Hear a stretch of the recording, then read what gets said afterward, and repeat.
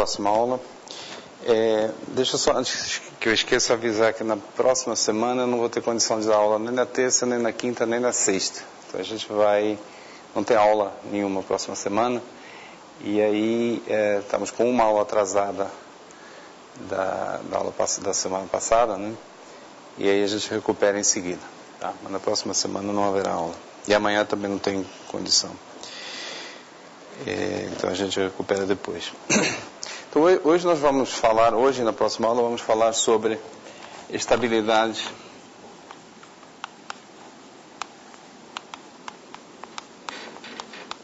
de Lyapunov.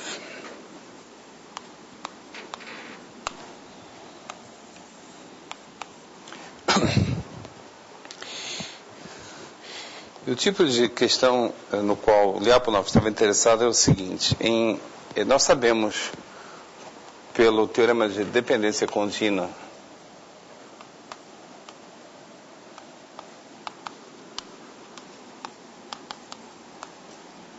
as condições iniciais,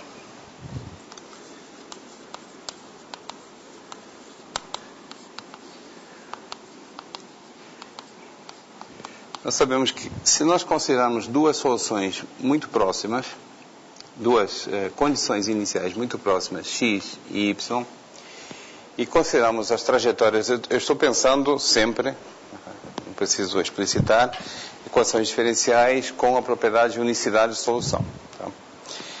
Então, se nós considerarmos duas condições iniciais muito próximas, então as respectivas soluções permanecem próximas durante muito tempo. Então, formalizando, posso dizer o seguinte: dado qualquer x no nosso aberto U e qualquer tempo t positivo, é possível encontrar uma vizinhança, e dado qualquer epsilon, para todo epsilon positivo, é possível encontrar uma vizinhança delta em torno do x, tal que, se a distância de x a y é menor que delta, então a distância de ftx a fty é menor que epsilon para todo t entre 0 e t.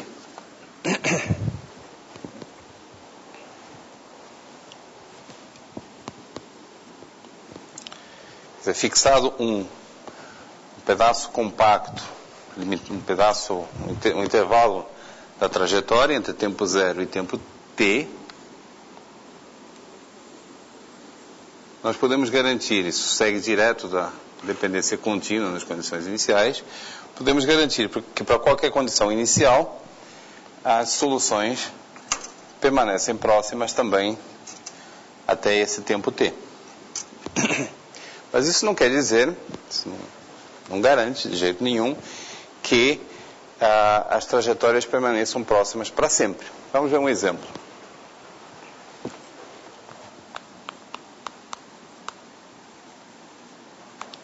Pois não? Depende.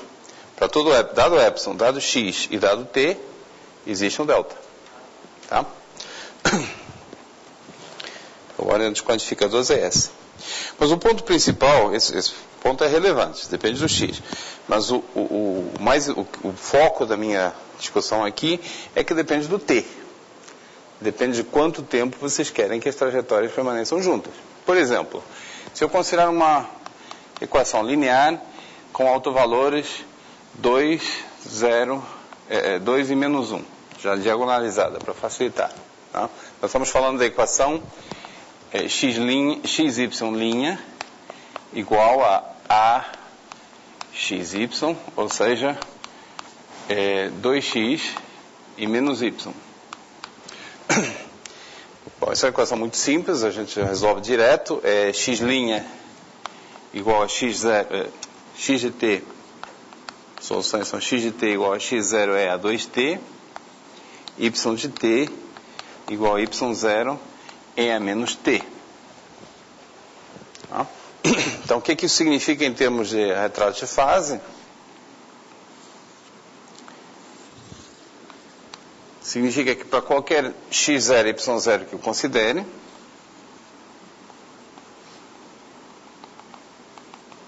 a trajetória que passa por x0 e y0 tem as seguintes características. Quando o t aumenta, a coordenada x vai para infinito e a coordenada y vai para zero. Então, uma trajetória, uma cara assim. Não é uma hipérbole. Não é uma hipérbole da forma xy igual a constante, mas é muito parecida. As soluções satisfazem a seguinte relação: x de t, y de t ao quadrado igual a constante. Né? Que é uma variação da hipérbole. Eu desenhei aqui uma trajetória típica do primeiro quadrante. Deixa eu desenhar mais uma. Uma trajetória típica do segundo quadrante seria assim.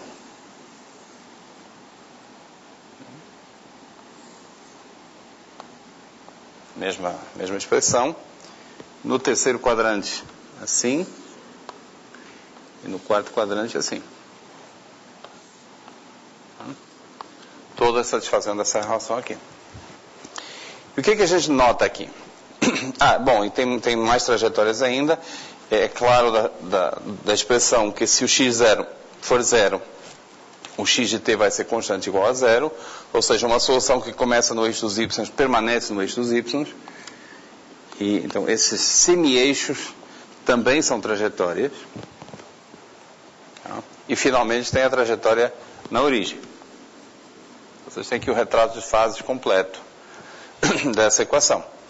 E o que a gente nota, o que a gente imediatamente detecta a partir dessa representação? Que se eu considerar duas trajetórias, por exemplo, a trajetória passando por esse ponto aqui, que é o semi-eixo,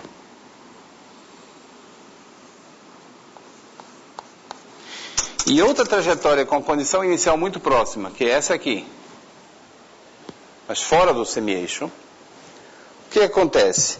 As duas, como tem que ser, permanecem constantes durante bastante tempo, mas uma hora elas se afastam.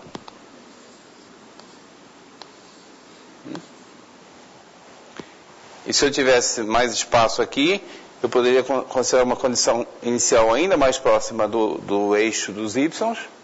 A respectiva hipérbole ficaria bem encostada no eixo dos y durante muito tempo, mas uma hora ela vai embora. Tá? Então, continuidade, dependência contínua das condições iniciais, implica essa afirmação aqui em pedaços limitados de tempo, mas não quer dizer que as trajetórias permaneçam próximas para sempre. Tá?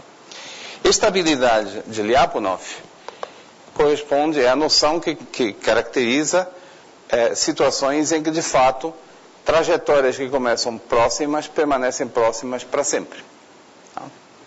Então, uma trajetória, a definição, uma trajetória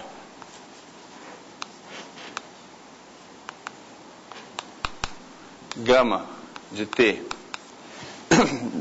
de uma equação diferencial é estável. Há muitas noções de estabilidade. Então, por vezes, para não haver ambiguidade, a gente acrescenta no sentido de Lyapunov, que é o mais antigo e o mais sentido de Lyapunov, o mais básico. Se eu vou essencialmente copiar isso que está aqui.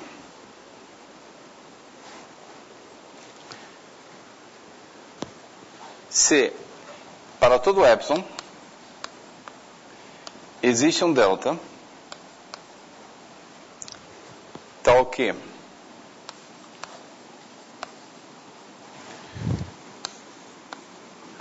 para todo y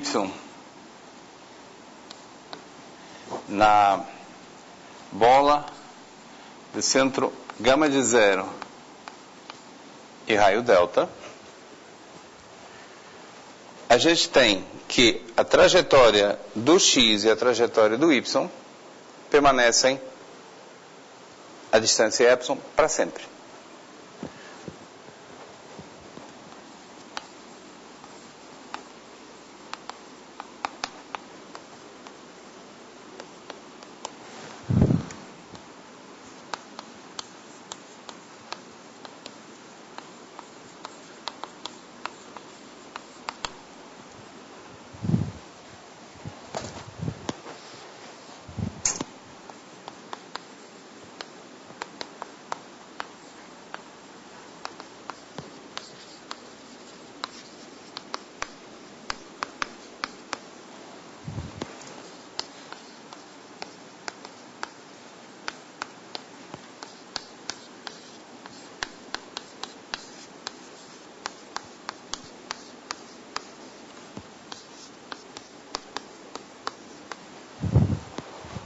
Bom,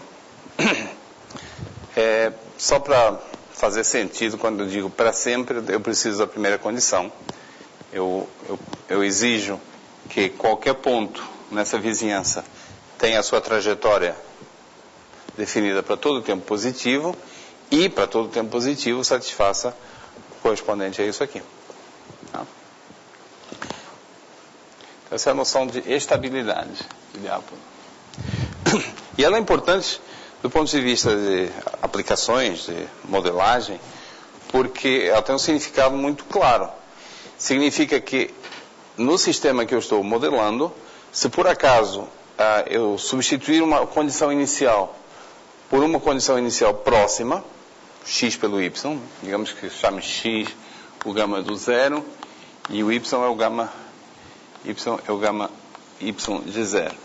Se eu substituir por uma condição inicial próxima, isso não afeta de maneira muito essencial o comportamento das trajetórias. As duas trajetórias, a verdadeira e a aproximada, ficam próximas para sempre. Enquanto que numa situação como essa aqui, o comportamento final do sistema é completamente diferente se eu considero uma condição inicial laranja ou azul. Tá? Em termos do que vai acontecer daqui a muito tempo, é completamente distinto.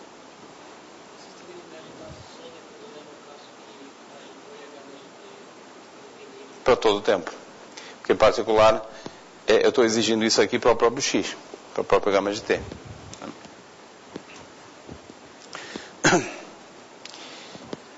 Dizemos que a trajetória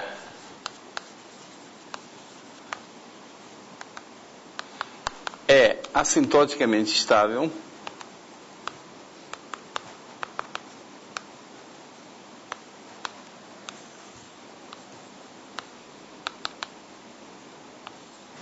se, além disso,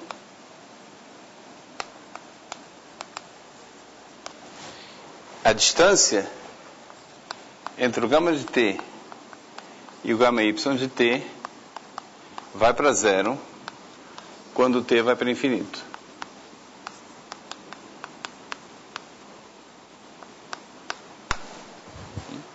Então, estabilidade assintótica significa qualquer coisa como o que essa figura representa. Tem um ponto x, uma vizinhança, um ponto y aqui, a trajetória do y permanece sempre próxima da trajetória do x, e, além disso, a distância entre as duas vai para zero. Elas são assintóticas uma à outra.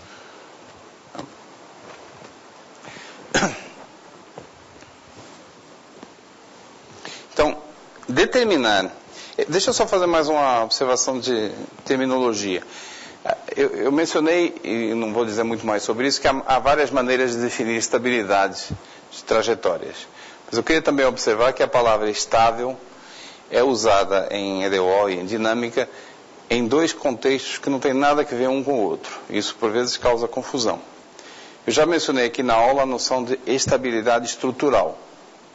que significa o quê? Eu tenho uma equação diferencial, eu tenho o seu retrato de fases, eu modifico um pouco a equação, por exemplo, se for linear, eu modifico os coeficientes da matriz, eu obtenho outro retrato de fases, e estabilidade estrutural quer dizer que os dois retratos de fases são essencialmente o mesmo. De maneira mais precisa, existe uma conjugação entre os dois fluxos, ou existe uma equivalência entre os dois fluxos. Aí, essa é uma noção de estabilidade do sistema. Estabilidade estrutural da equação diferencial como um todo. Isso aqui tem nada a ver com essa noção, é infeliz que a gente use a mesma palavra, mas é histórico, é estabilidade de trajetórias. Significa que se eu modificar um pouquinho a condição inicial dentro do mesmo sistema, a nova trajetória é muito parecida com a anterior. Por exemplo,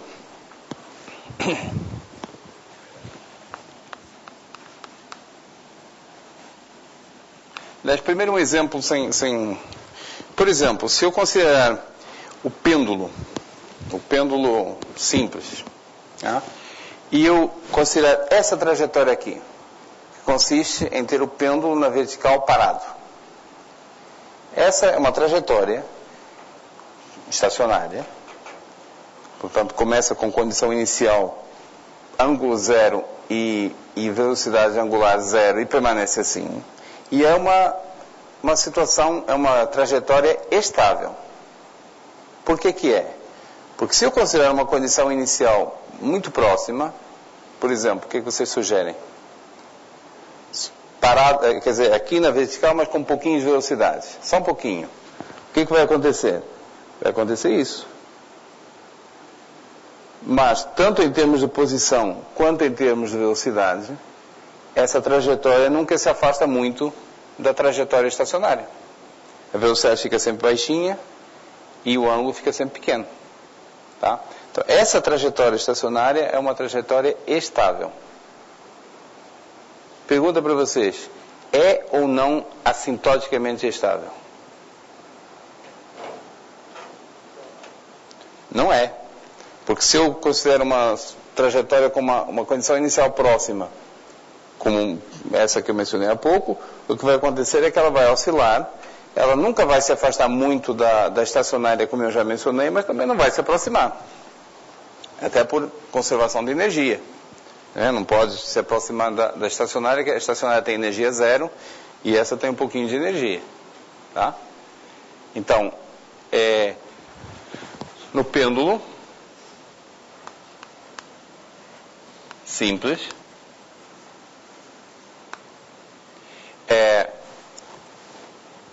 que é descrito pela equação x duas linhas igual a menos g seno x, ou x' igual a y igual a menos g seno x, a trajetória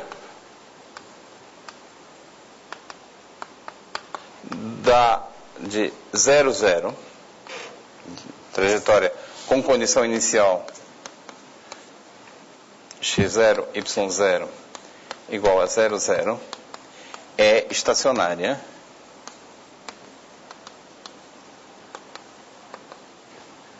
Mas não assintoticamente.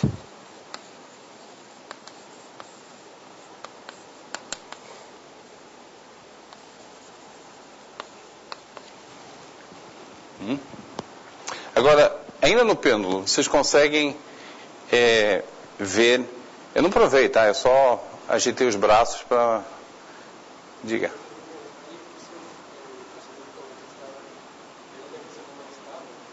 Sim, além disso significa isso. Tá? Eu deixei afastar um pouquinho porque isso é a bola de raio delta e isso aqui é uma distância menor que epsilon. Tá? Ser assintoticamente estável não quer dizer que a distância seja monótona decrescente. Pode aumentar um pouquinho. Agora, isso que eu vou desenhar aqui não é assintoticamente estável.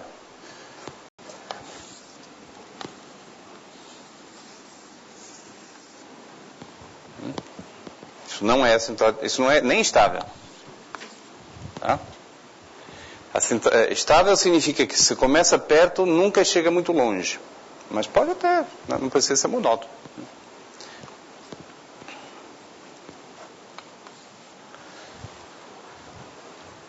Bom, ainda no pêndulo, vocês conseguem imaginar, conseguem visualizar alguma trajetória que não seja estável? Essa trajetória estacionária também. Não é por acaso que nos livros de física isso é chamado equilíbrio instável. Essa é uma trajetória estacionária.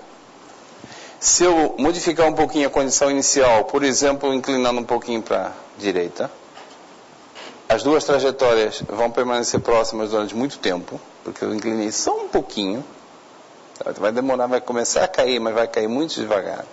Mas uma hora vai cair e vai fazer uma coisa completamente diferente da estacionária. Tá? Então, a trajetória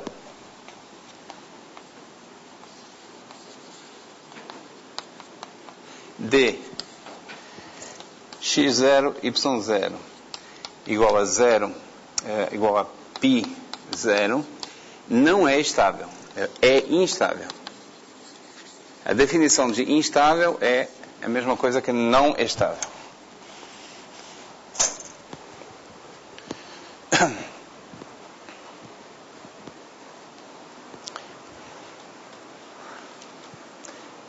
Tem uma coisa, um exercício que a gente já deveria ter feito, é uma boa hora para fazer, que é entender essa equação.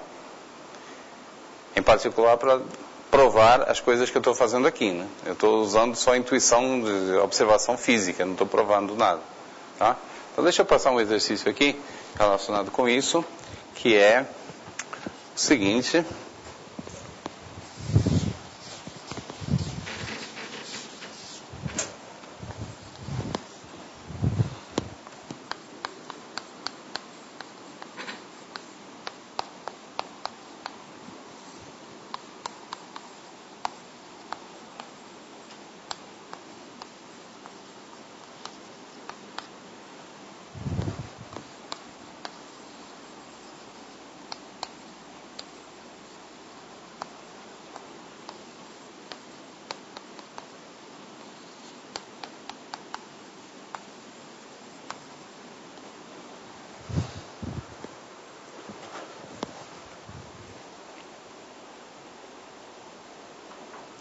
Eu vou dar uma dica aqui,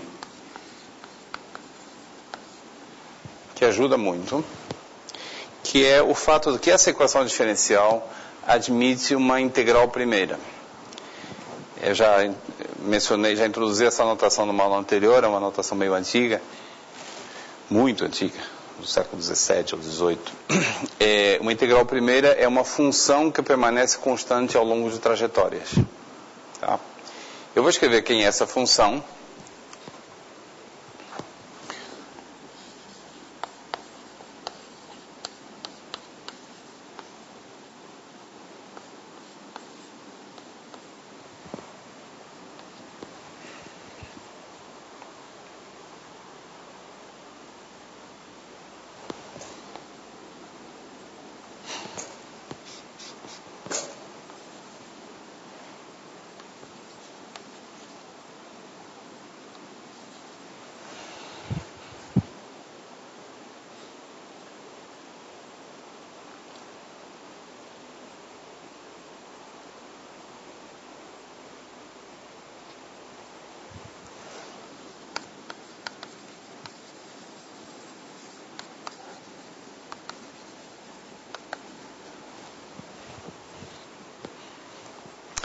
Não deveria chamar de G, né?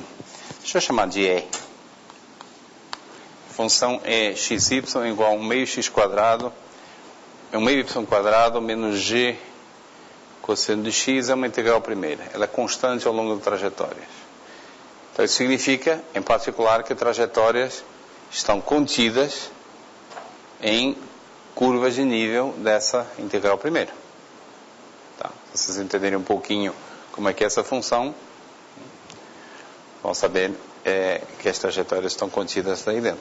Agora, eu não vou fazer o exercício aqui, mas alguém tem alguma suspeita de como é que eu descobri que essa função aí é uma integral primeira? É a energia do pêndulo. E é por isso que eu chamei de E, claro. Isso aqui, 1/2 do quadrado da velocidade é chamada energia cinética. E isso aqui é energia potencial. Tem que pensar por que isso aqui é. Energia potencial é proporcional à altura que o pêndulo está. Isso tem que ver com o cosseno de x. Tem que pensar um pouquinho, e é interessante pensar que isso é energia, que tem uma intuição física para descobrir a integral primeira, mas não é estritamente necessário para resolver o exercício.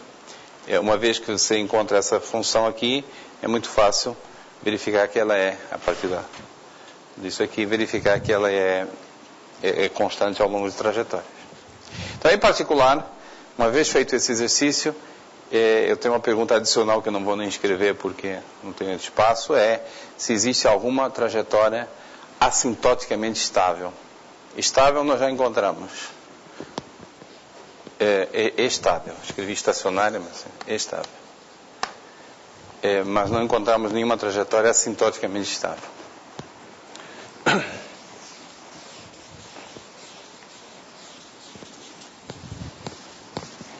Então, o que eu quero fazer hoje é discutir alguns exemplos de estabilidade, mas vai ser uma coleçãozinha de exemplos, mas vai nos servir para a gente respirar um pouco, utilizar ideias das aulas anteriores, não fazer tanta coisa assim para frente, mas aproveitarmos o que a gente aprendeu em aulas recentes, aplicado nesse contexto aqui de estabilidade. Tá?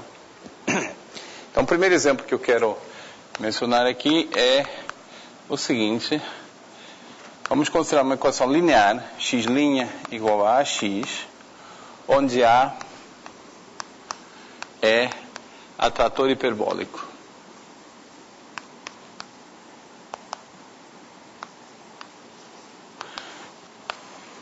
Isto é,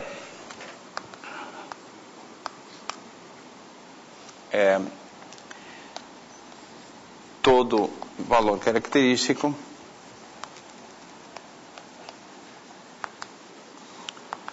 tem parte real negativa.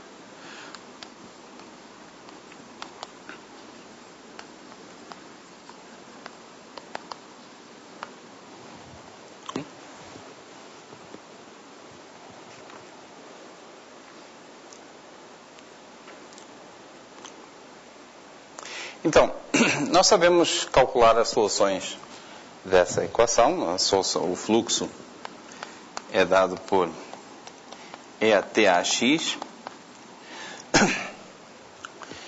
Então, para sabermos o comportamento das soluções, nós precisamos calcular a exponencial, e nós sabemos fazer esse cálculo via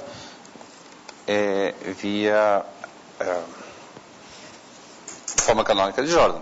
Então, a menos de mudança de base,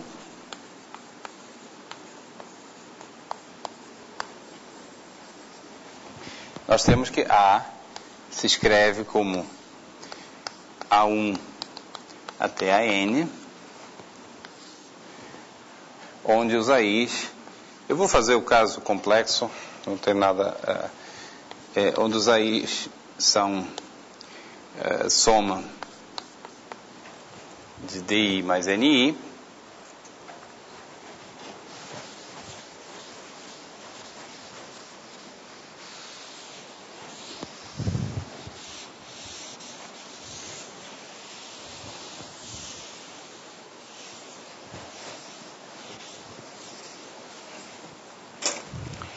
cada DI é diagonalizável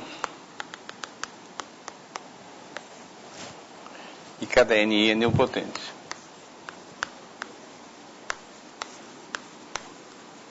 Eu vou fingir aqui para poupar tempo que eu não tenho os outros blocos complexos, mas isso não altera em nada o que eu vou dizer. Então, o EAA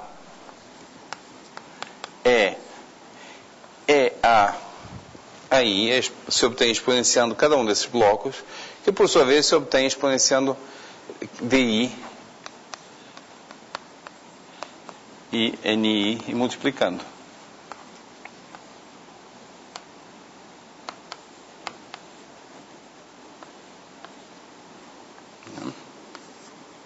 Se eu quiser colocar um T aqui, basta colocar T em cada um desses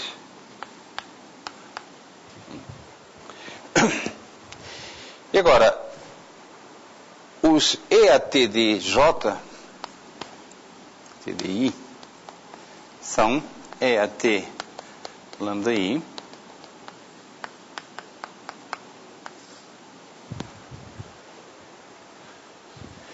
e, portanto, tem as seguintes propriedades. Esses lambda I's são números reais negativos, são negativos. Né? E, portanto, cada um desses termos, cada um desses coeficientes, vai para zero quando t vai para infinito. Então, a norma de EAT-DI é menor ou igual, de fato é igual a EAT lambda I, e, portanto, menor ou igual que EA menos T θ, onde o θ, eu denoto por θ, o mínimo dos valores absolutos dos lambda I's.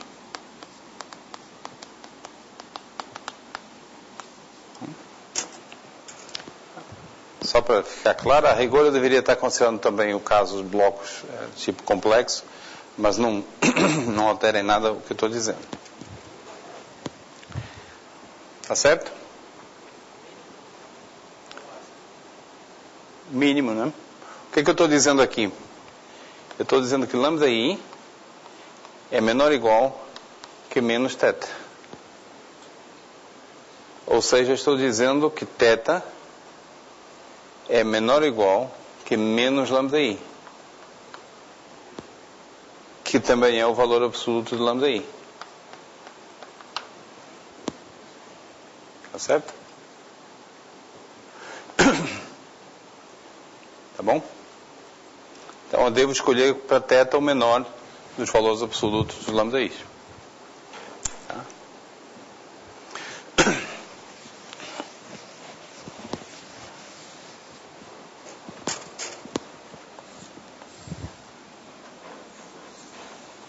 Então eu tenho esse fato aqui, que a norma de todos esses TADI é menor ou igual que E a menos θ, naturalmente para todo T positivo. De acordo? Por outro lado, o que eu sei sobre a norma de EAT-NI? Olha só, a exponencial de NI a exponencial é uma série, mas no caso nilpotente ela é finita. Tá? Então isso aqui é limitado, é uma soma finita.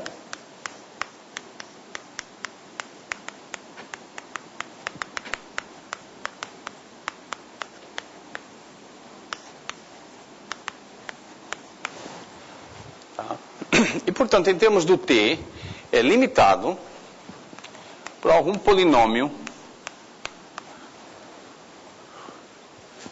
que pode depender do i, mas não importa. P é um polinômio de grau k.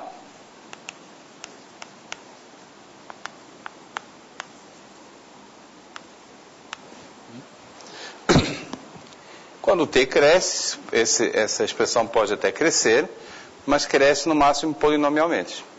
De acordo? Eu acho que eu fiz um exemplo na aula, que eu observei, no caso da matriz. No caso da matriz n igual a 0, 0, 0, 1, a exponencial de tn é 1, 0, 1, t. Essa é uma continha trivial de fazer, imediata. Acho que eu já fiz, inclusive. E vocês veem que a norma de EATN é limitada, né, por 1 mais t. No caso aqui, por 1 mais t. Ou 2 mais t, se vocês quiserem. Tá? Então, polinômio em t. E, portanto, a norma de EAT-DI, EAT-NI, é menor ou igual que E a menos t θ vezes um certo polinômio, O polinômio, em princípio, pode depender de i, mas como eu tenho um número finito de blocos, eu posso tomar o maior desses polinômios, a soma de todos eles. Então, isso aqui é menor ou igual que E a menos t, θ, pt, para todo t positivo.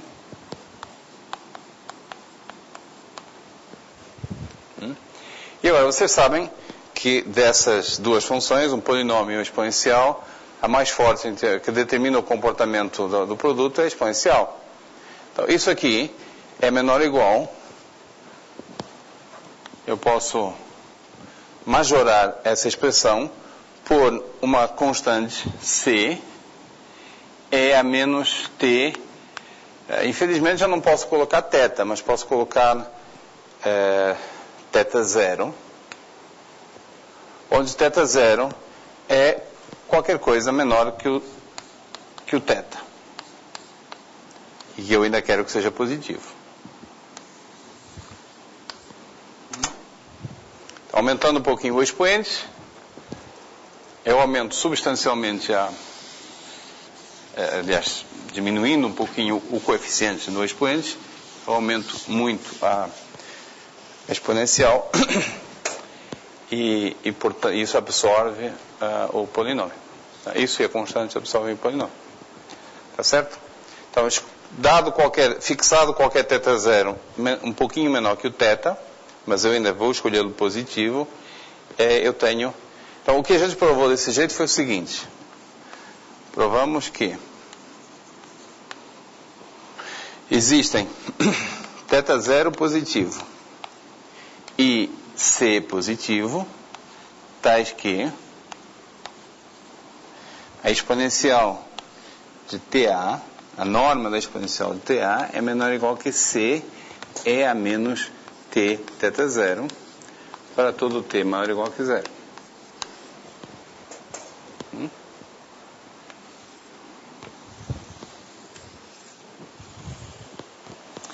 Acho que nada disso é muita novidade para vocês, só estou formalizando. Tá?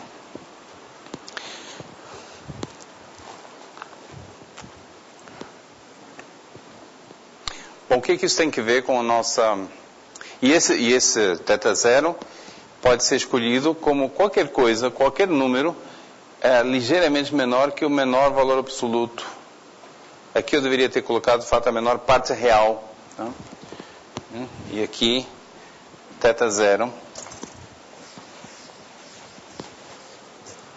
podemos tomar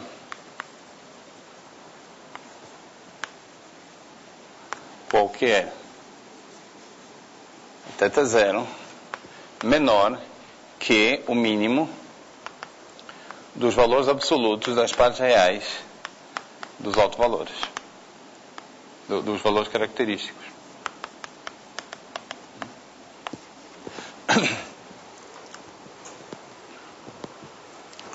Certo? O que isso tem a ver com a nossa discussão? Bom, isso aí prova que a solução nula dessa equação é assintoticamente estável. Tá? Então, como corolário dessa observação, a trajetória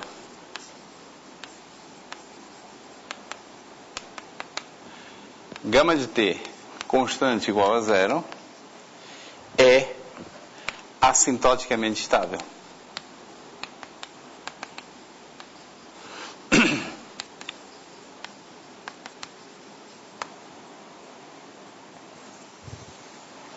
Vamos ver por quê.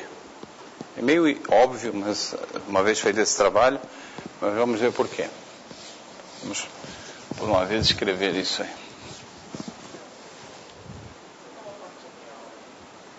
Olha só, eu simplifiquei o meu trabalho aqui, eu só considerei blocos de I do tipo lambda I. Eu deveria considerar também os outros, tá? Os blocos da forma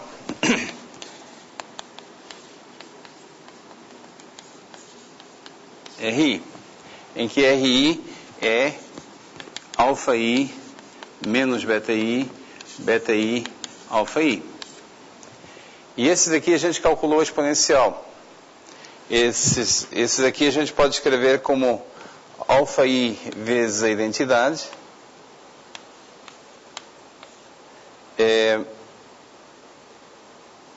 Pode escrever assim, né?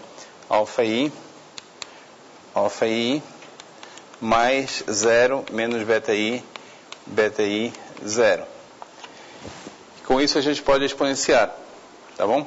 Então, a exponencial de E a RI é a exponencial dessa matriz, ou seja, E αi 0, 0 é αi, vezes a exponencial dessa outra matriz, que a gente calculou e descobriu que era cosseno menos seno, seno, cosseno. Então, fazendo a mesma análise anterior para essa situação aqui, para esse tipo de blocos, nós somos levados a descobrir três tipos de comportamento. O comportamento que vem da parte diagonal que está aqui, que é o único, que vai ser, é o mais importante de todos, que é de tipo exponencial. Depois o comportamento dessas matrizes, são matrizes de rotação, elas não têm norma, quer dizer, a norma é 1, tá? E a parte nilpotente que é polinomial. Então, quem determina o comportamento são essas aqui, são os alfas. Os alfas são todos negativos, porque eu tomei valores característicos com parte real negativa. Então, para fazer a majoração correspondente a essa aqui, eu teria que tomar o mínimo dos alfas também. O meu θ seria o mínimo dos valores absolutos, dos valores característicos reais e das partes reais dos valores característicos complexos. Certo?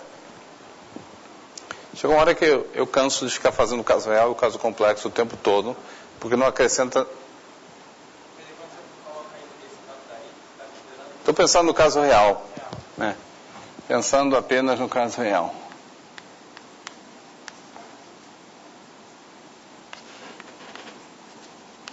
Seria assim.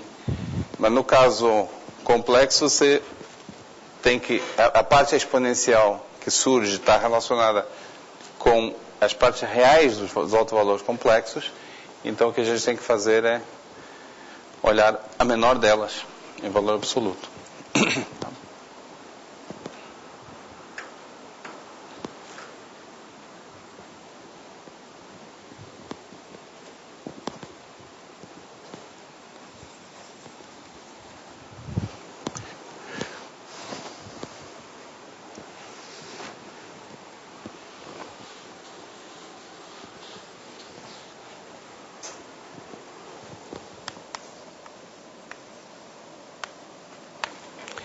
Bom, então, essa propriedade aqui,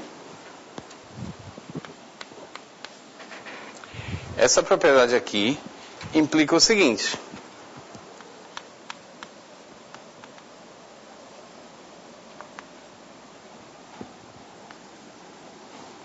Se eu considerar um x, um y, pertencente à bola de raio delta de 0, eu não estou dizendo quem é delta. Delta é um número pequeno.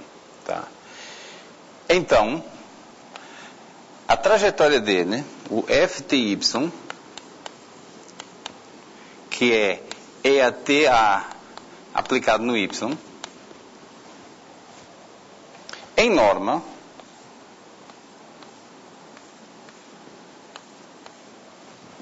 é menor ou igual que C E a menos T θ 0 vezes a norma do Y, que é delta.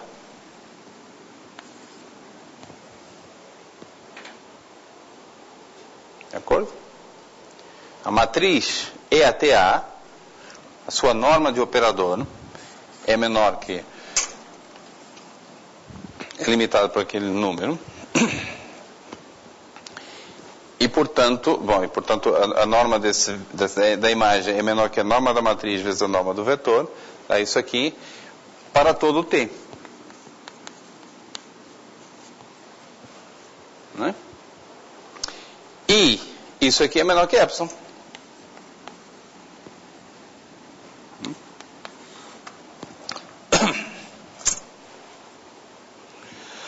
Por que é menor que epsilon? Bom, porque eu tenho que dizer como é que eu escolho. Eu quero provar a estabilidade. Quero provar a estabilidade, né? Dado epsilon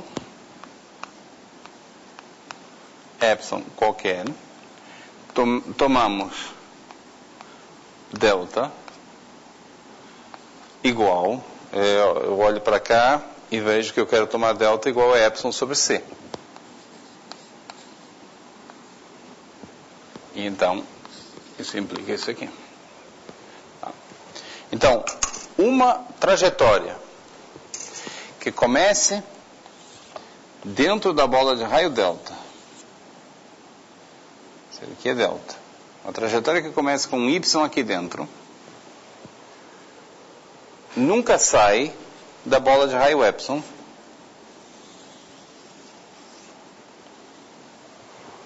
onde o epsilon e o delta estão relacionados dessa forma. E isso prova estabilidade. Ou seja, a trajetória gama t constante igual a zero é estável.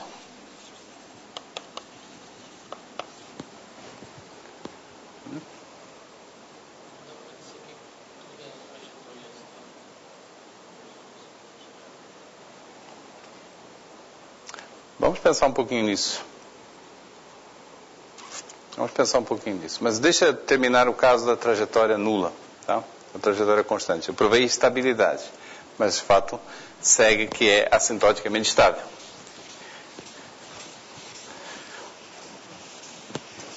Além disso,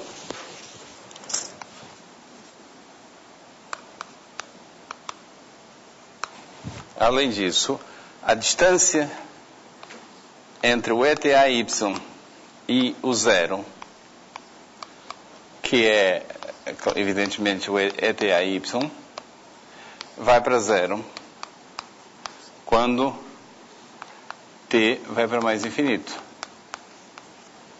Logo, gama t constante igual a zero é assintoticamente estável.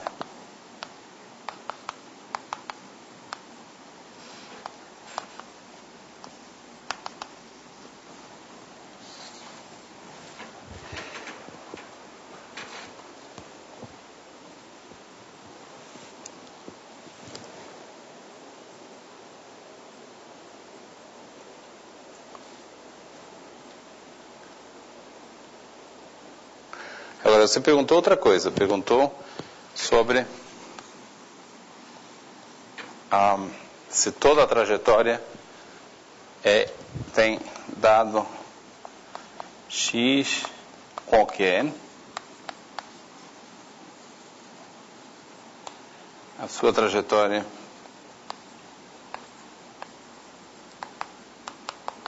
é estável, respectivamente, assintoticamente.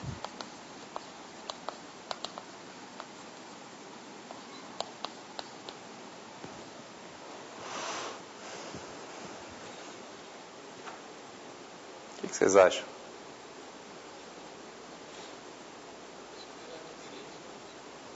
Só pegar a diferença, não é? Porque nós queremos comparar ftx a fty. Isso é a TAX menos EATAY, que é EATA x menos y, que é menor ou igual que C é a menos T θ zero x menos y. E é a mesma coisa, né? Exatamente a mesma coisa.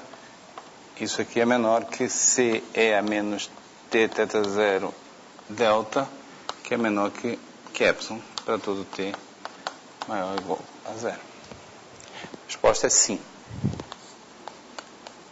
E o argumento é exatamente o mesmo.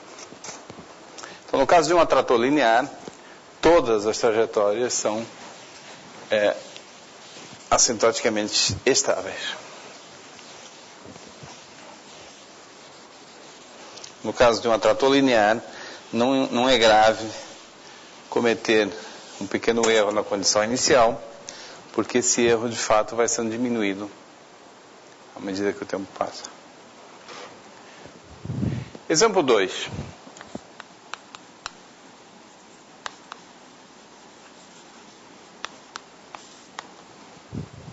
Vamos considerar uma equação linear, x' igual a de t x, onde A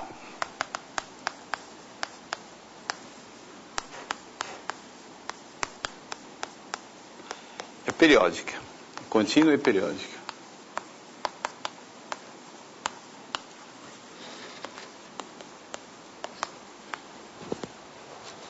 Período T.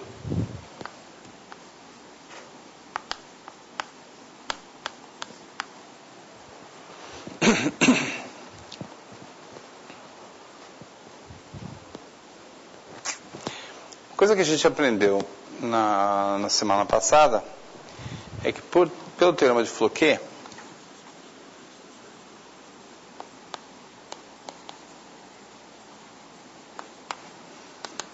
existe uma função C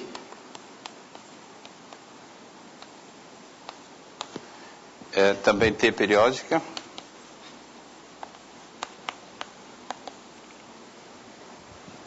e existe uma matriz B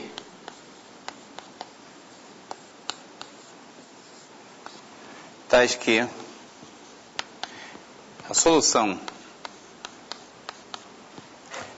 uma solução fundamental é dada pela expressão CT EATB. Quer dizer, a solução fundamental pode ser escrita nessa forma normal de Floquet, produto de uma matriz periódica por uma exponencial. O único senão é que essas matrizes em geral são complexas.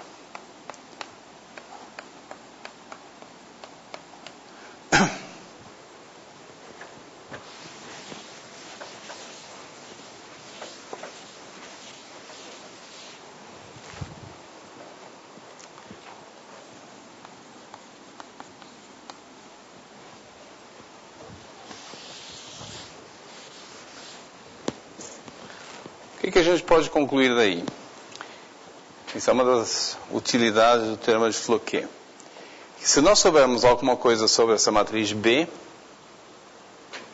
então podemos concluir estabilidade. Podemos concluir estabilidade das soluções.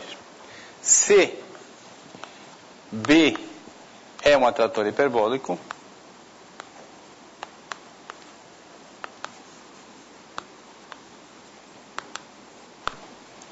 mesmo sentido do exemplo 1, se todos, então, todas as trajetórias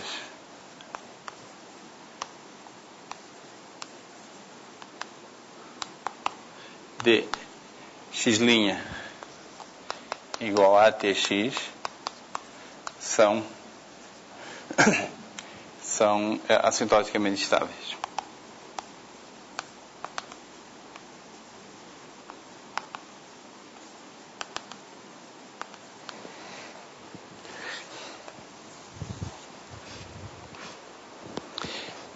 E por que isso? Porque, dadas as duas trajetórias x de t igual a x de t aplicado num certo vetor x0 e y de t igual a x de t aplicado num outro vetor y0, nós temos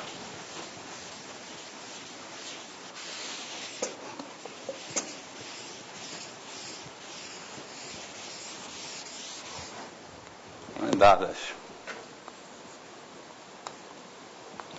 Nós temos que a distância entre x de t e y de t é a distância entre CT e a TB aplicada em x0 menos y0.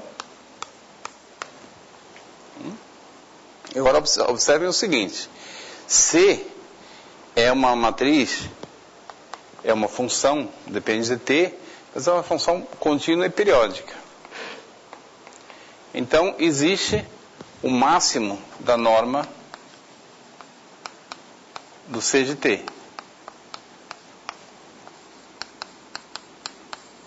Tá? Esse máximo existe. O domínio não é um compacto, mas no fundo é, porque se a solução é periódica, ela não está definida em R, ela está definida no intervalo de 0t, ou num círculo. Vezes a norma do E até B.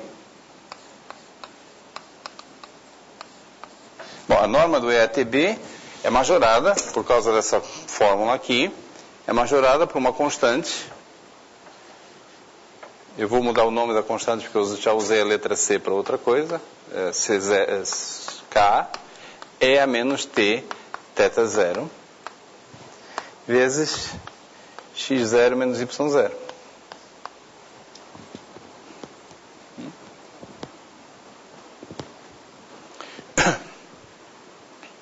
E isso aqui é menor ou igual que epsilon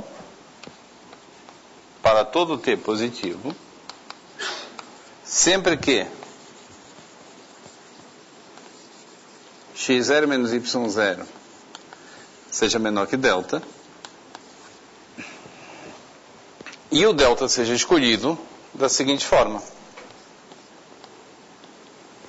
epsilon dividido por k vezes o máximo da norma do C de T.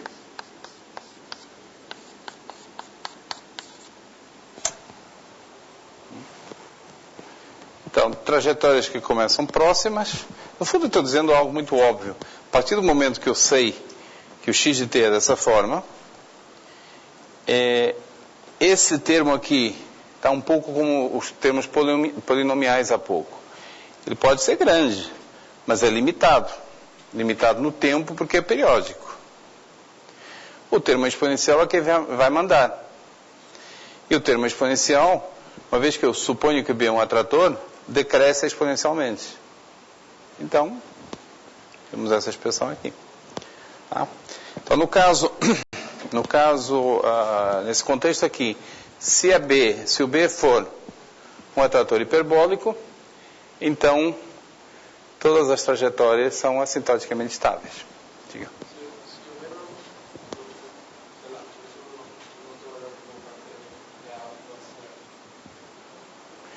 A mesma pergunta pode ser colocada há pouquinho. Se o A tiver, aqui ainda no contexto, se o A tiver algum autovalor com parte real igual a 0, será que tem chance de ser estável? Será que dá para garantir?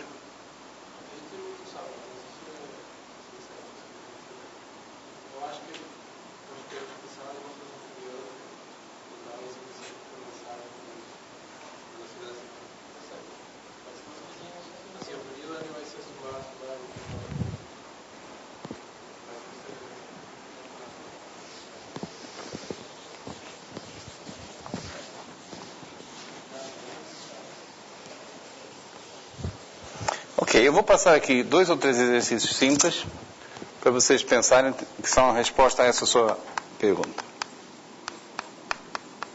Primeiro exercício é estudar a estabilidade assintótica ou não assintótica das equações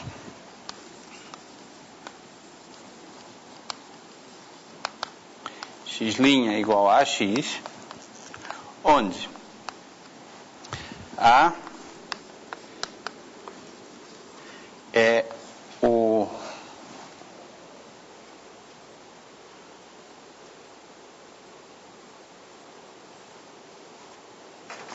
zero, zero, zero, alfa.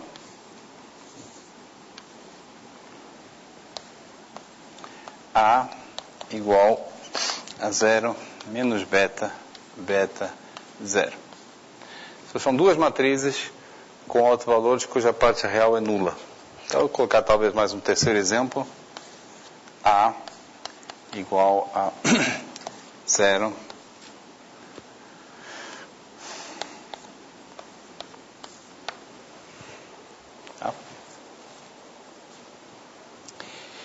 A tendência é achar que quando os autovalores têm todos parte real negativa, a gente tem estabilidade assintótica. Então seria razoável pensar que quando algum autovalor tem parte real nula, a gente ainda teria estabilidade, mas não necessariamente assintótica. Isso é verdade em alguns casos, em outros não. É verdade em alguns dos casos que eu mencionei aqui, em outros não. Então, quando algum autovalor tem parte real nula, a gente não pode a priori garantir nem estabilidade nem instabilidade, em geral. Tá? Tem que fazer no caso a caso.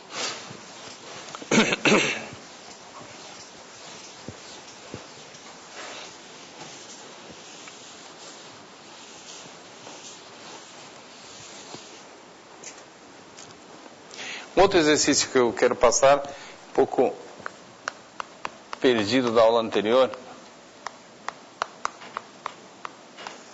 Na aula anterior nós vimos que toda a matriz complexa, invertível, admite um logaritmo complexo. Esse B aqui é complexo. Dá para melhorar, para obter um resultado no caso real, que é o seguinte: dada qualquer matriz A em RD, existe B real, tal que B é um logaritmo de A ao quadrado. E o que está por trás disso aqui é algo que talvez vocês saibam no curso de álgebra linear, que é o seguinte: uma matriz que é logaritmo de outra, uma observação, se uma matriz que tem logaritmo, se E elevado a B é igual a A, então E elevado a B sobre 2 ao quadrado é igual a quê? Igual a? Ou seja, se A tem logaritmo,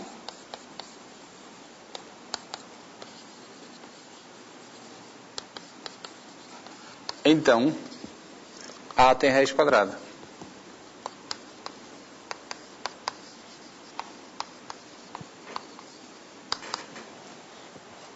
Certo? E nem toda a matriz real tem raiz quadrada real. Tá? Isso é tipicamente estudado no curso de álgebra linear. Pelo menos eu gastei bastante tempo com esse tipo de coisa na última vez que dei álgebra linear. Então, aí esse exercício faz sentido. Ele está dizendo o seguinte: sempre que vocês têm uma matriz que tem raiz quadrada, ela tem logaritmo. É C e somente C. Tá? Isso aqui é óbvio, isso é recíproca. Uma matriz que tem raiz quadrada tem logaritmo também. Olha só que coisa interessante. Isso em particular implica que toda matriz que tem raiz quadrada tem raiz cúbica. Porque se tem raiz quadrada, por isso aqui tem logaritmo. E é óbvio que toda matriz que tem logaritmo tem raiz cúbica. Esse joguinho que eu fiz nessa observação, eu fiz com a raiz quadrada porque eu queria fazer. Poderia ter feito com qualquer outra raiz. Tá? Então tem uma questão algébrica aqui, no anel das matrizes, de quando é que a gente pode fazer certas operações. E o que essas duas coisas juntas aqui mostram é que tem uma única obstrução que pode ser formulada assim: possuir raiz quadrada, ou possuir logaritmo, ou possuir raiz cúbica, dá tudo no mesmo. Tá? São tudo a mesma classe de matrizes, mas não é toda a matriz. Enquanto que no caso complexo, toda a matriz tem raiz quadrada, toda a matriz tem logaritmo. No contexto complexo.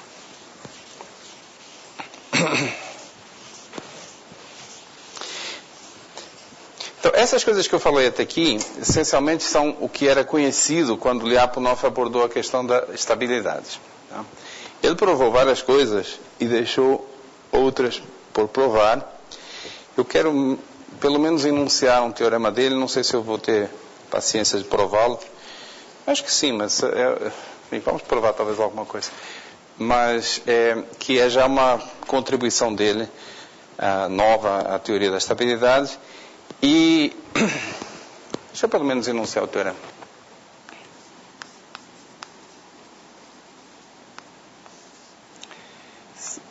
Seja A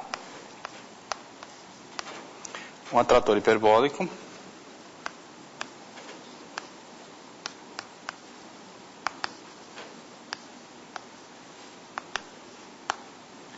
e R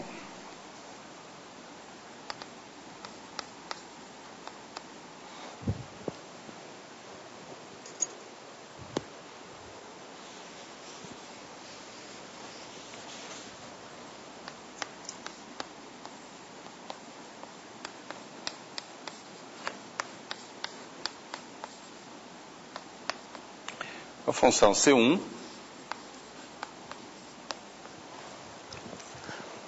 tal que R de T0 é constante igual a 0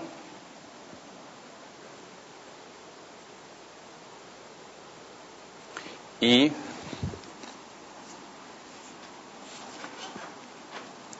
R de Tx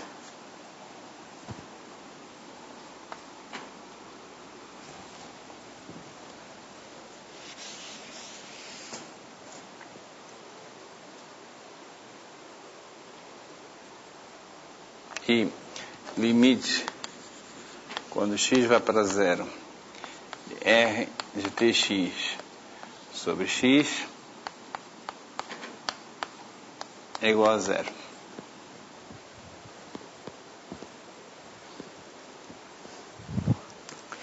Então, a solução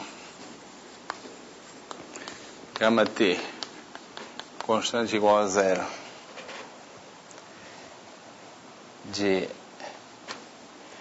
da equação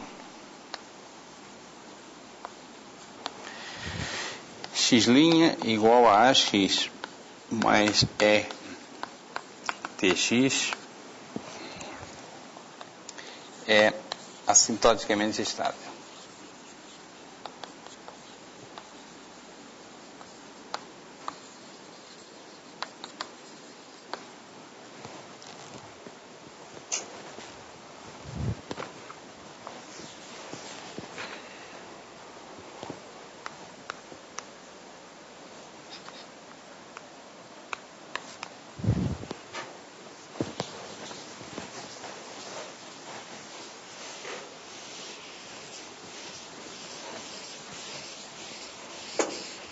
Então, talvez eu faça o seguinte, nós estamos com 10 minutos, eu não vou tentar dar a prova agora, eu decido se faço a prova na próxima aula ou não.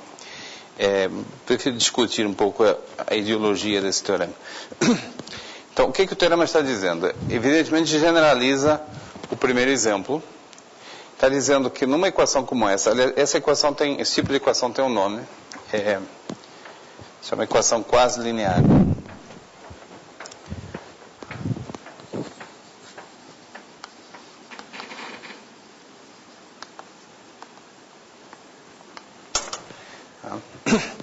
Então, numa equação quase linear, se a parte linear é um atrator, então a solução nula é assintoticamente estável. Observem que eu estou usando a letra R aqui para esse outro pedaço para sugerir o resto da fórmula de Taylor, porque isso aqui é uma espécie de fórmula de Taylor. Eu tenho aqui o primeiro termo linear, e depois tem um segundo termo, um termo de resto, que é pequeno, porque o quociente dele pelo x, quando x vai para 0, é 0. É pequeno. Tá? Então, isso aqui é bom pensar como uma espécie de fórmula de Taylor, e o que o teorema está dizendo é que se a primeira componente aqui for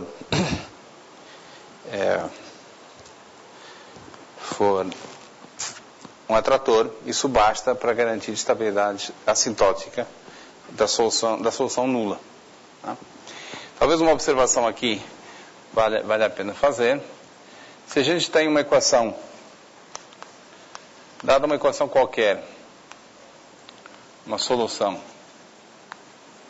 gama de t de uma equação x' igual a f tx, onde f é de classe C1,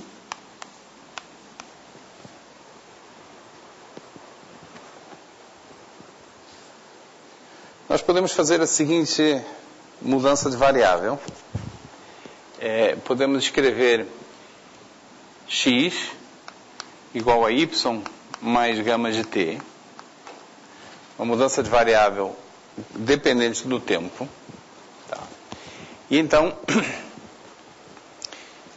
então essa equação se transforma na seguinte: y' mais gama' de t igual a f t x, que é y mais gama de t.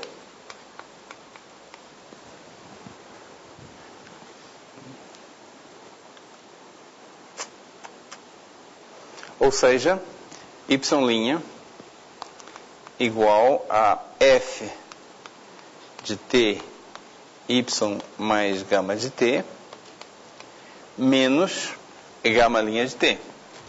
Mas gama' é uma solução, portanto, gama' é igual a ft gama de t.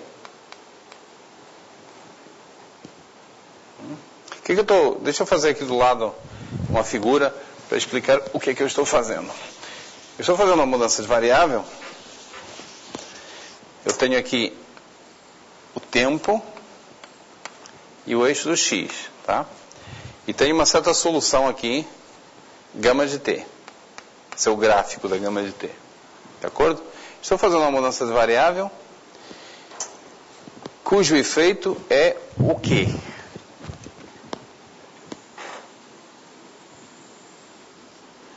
Então, eu estou passando aqui para o plano yt, ty. A variável x vai da variável y. O que acontece com esse gráfico após essa mudança de variável?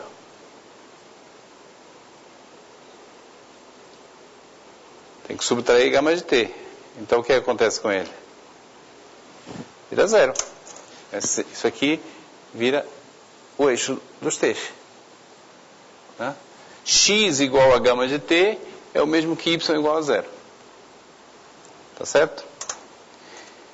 Então, a solução gama de t da equação 1 vai corresponder à solução nula, constante igual a zero, da equação 2, que é essa equação em y que eu estou escrevendo. Tá? Agora, esse termo que está do lado direito, que é meio feio, a gente pode usar, afinal, estou supondo que f é de classe C1, posso usar a fórmula de Taylor do f. Usando a fórmula de Taylor,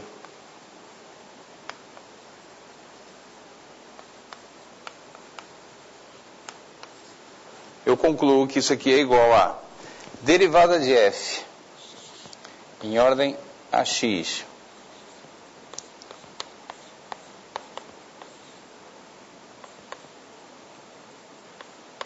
aplicada em y mais um termo de resto.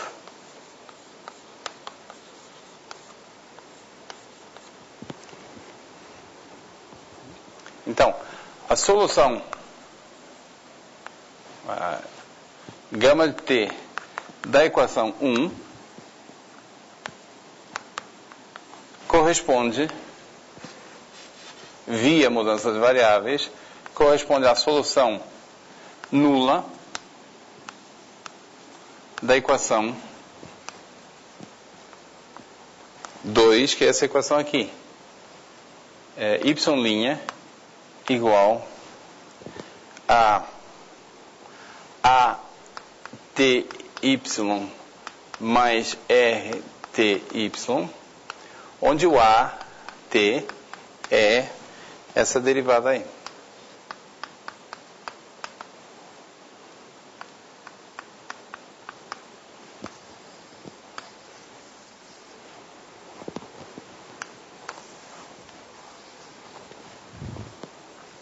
Mudança de variáveis é uma mudança muito boba. O que faz é subtrair gama de t na vertical. E isso aqui é evidente a partir do que eu acabo de dizer, que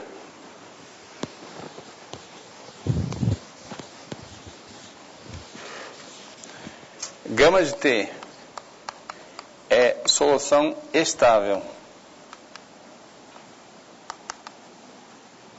da equação 1, se e somente se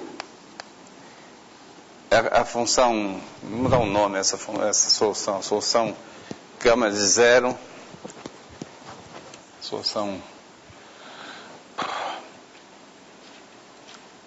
gama zero de t constante igual a zero, se e somente se gama zero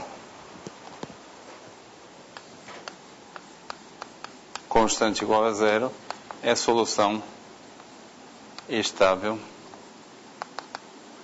de 2. E onde está estável, posso colocar assintoticamente.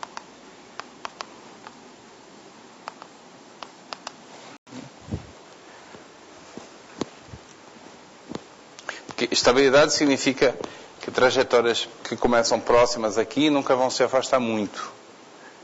Mas quando eu passo da esquerda para a direita, quando eu faço essa mudança de variável, as distâncias não mudam, porque a única coisa que eu faço é uma translação na vertical. As distâncias não mudam. Então vocês veem que resolver esse tipo, resolver estabilidade da solução nula para esse tipo de equação, essa é a parte mais importante do conteúdo do teorema. Se nós tivermos métodos para provar ou desprovar estabilidade da solução nula de uma equação quase linear,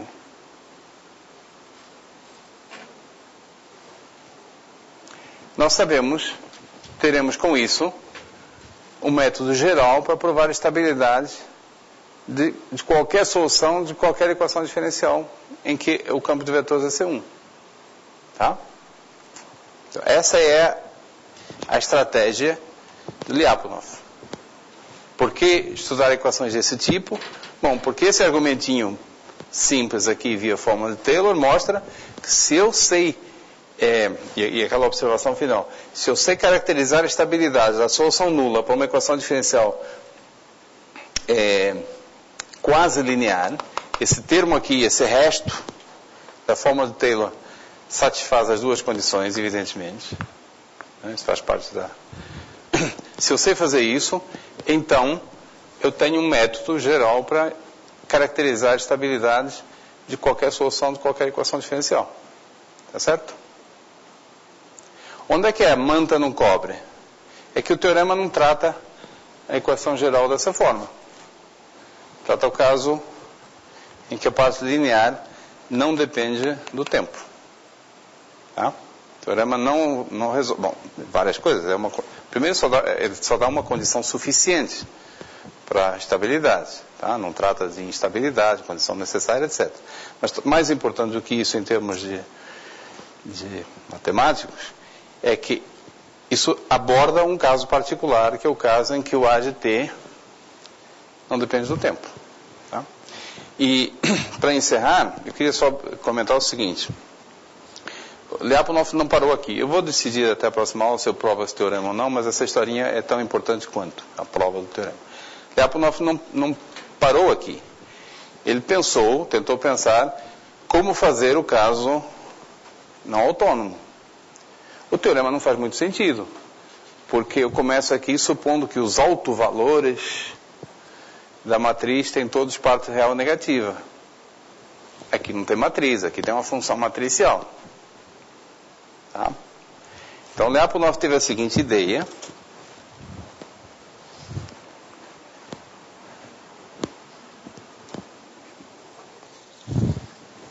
No caso geral, equação 2, não autônomo,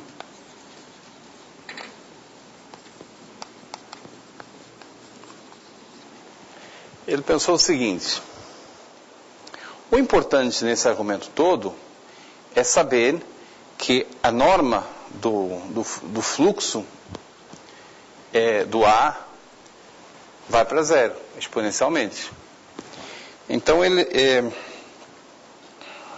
como é que eu digo isso?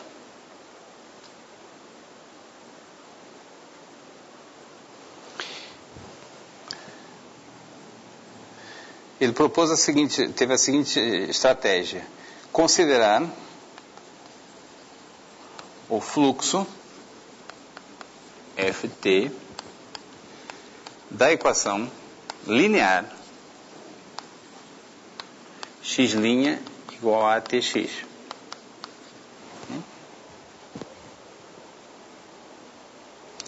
Isso corresponde a considerar soluções fundamentais. Deixa eu escrever aqui com o quadro, com mais espaço.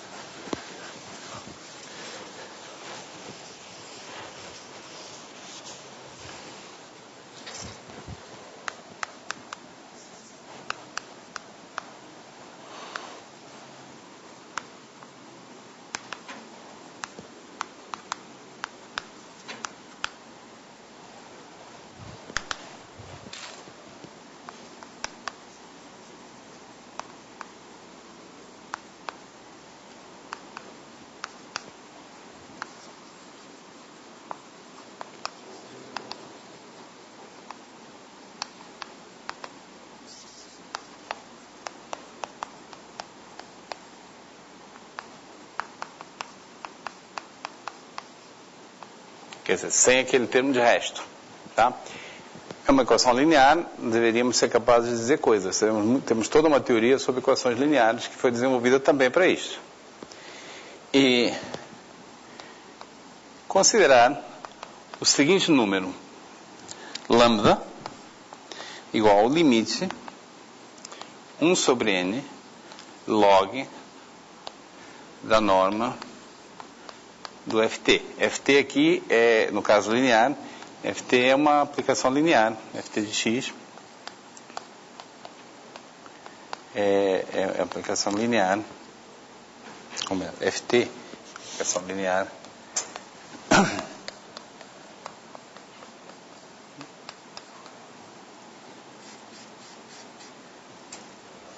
Considerar esse número. O que esse número diz? Se esse número for negativo, quer dizer que isso aqui fica negativo. Quer dizer que... Né, qual é o significado desse número? A norma de Ft é, essencialmente, a T. Aqui é T. T lambda. É isso que significa esse lambda. Então, nos casos anteriores, nós tínhamos que o fluxo era dado pela exponencial e decrescia exponencialmente. Então, tinha um negativo. Esse expoente aqui é negativo.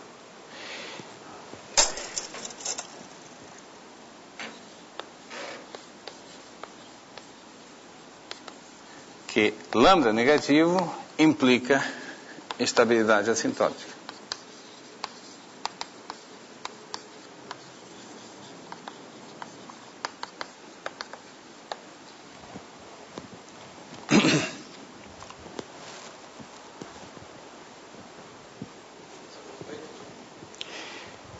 Isso não é verdade, tá?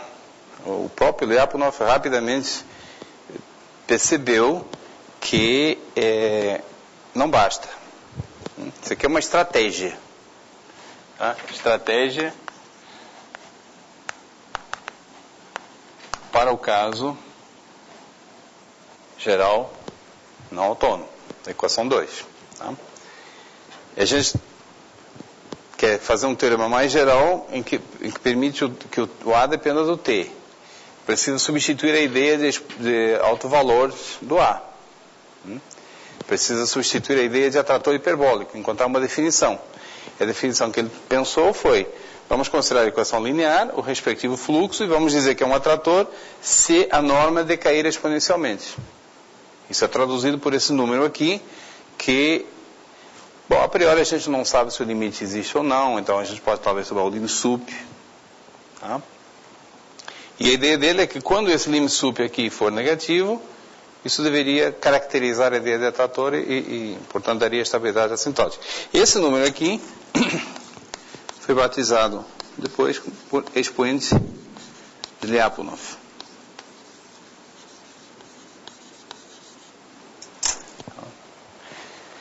E aqui começa toda uma teoria. Estou contando essa historinha para aproximar vocês de questões em aberto. Começa toda uma teoria. O Lyapunov percebeu que isso aqui não dá para provar em geral, que isso só vale com uma condição técnica adicional que ele chamou de regularidade. A trajetória precisa ser regular, condição muito técnica.